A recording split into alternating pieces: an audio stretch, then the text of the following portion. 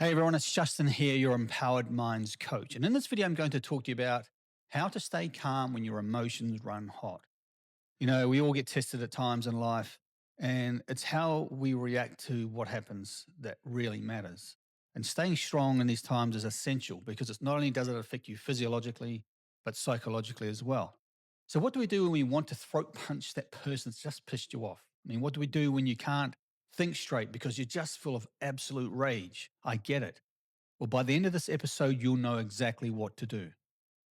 And today I'm going to share with you a 3-step strategy that's going to help you stay calm or stay calm as you possibly can when you just want to snap someone's neck and throttle them. And the first step we're going to talk about controlling the first reaction. Step 2, how to tame your emotion from the outside looking in. In other words, name it to tame it.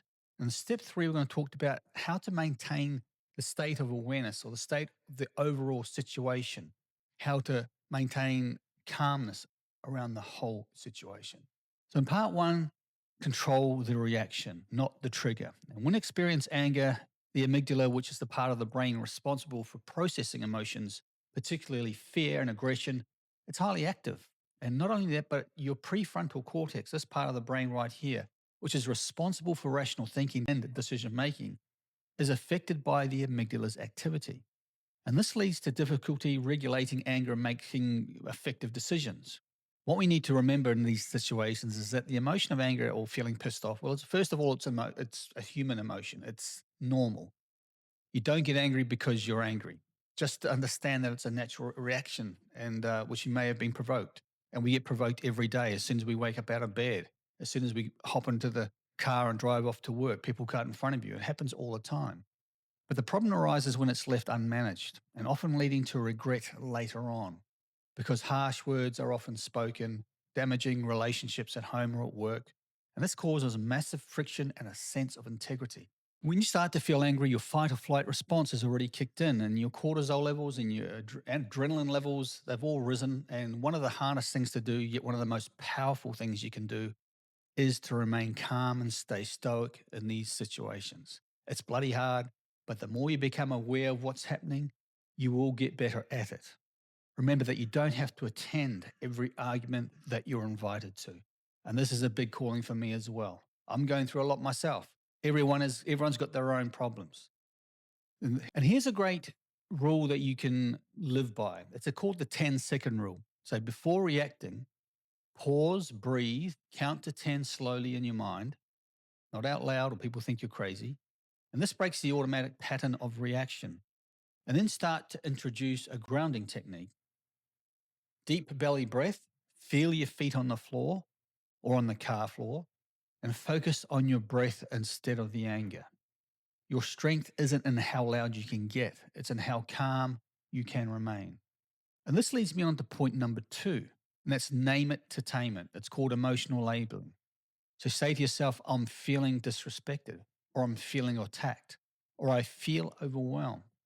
And why this helps is because neuroscience shows that naming emotions reduces their intensity.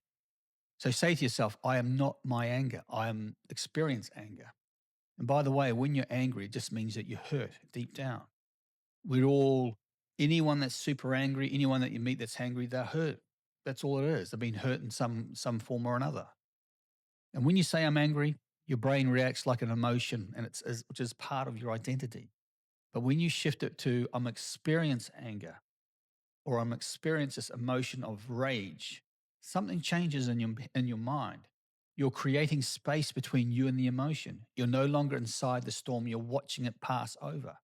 And studies show that naming what you feel activates the thinking part of your brain and calms the emotional centers. It literally helps you regain control, reducing the intensity and letting you respond rather than react. And this leads me on to point number 3, which is shift the focus. In other words, what do I want to feel instead? I mean, have you ever caught yourself stuck in a loop, replaying a conversation, an argument, or something someone did or said to you over and over in your head? I know I have plenty of times. In fact, it's happened to me lately.